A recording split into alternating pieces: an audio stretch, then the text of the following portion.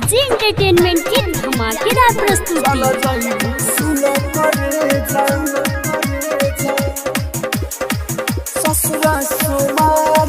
Recording studio सादता हर सुनन करे जा रोई पुका फार के सादता हर सुनन करे जा रोई पुका फार के चल जइबू सुन करे जा ससुरा सुमार के चल जइबू सुन करे जा ससुरा सुमार के चल जइबू सुन करे जा।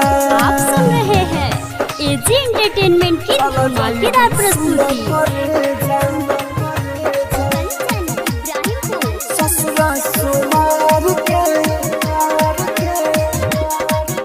Mix by AG recording studio.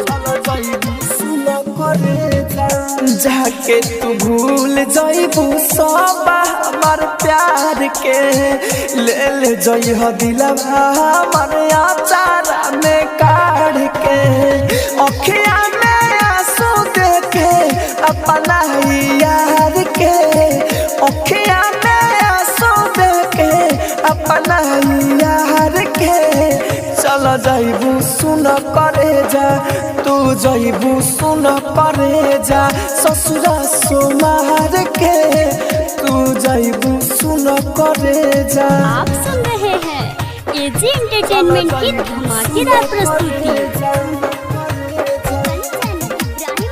ससुरा सुमार के mix by AG recording studio.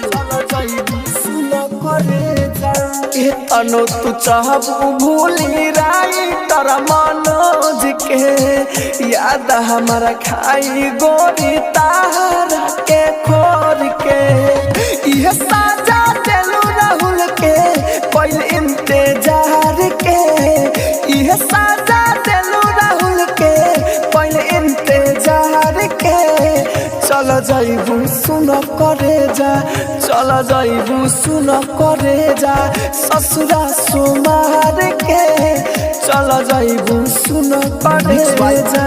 Recording studio Roshanpur.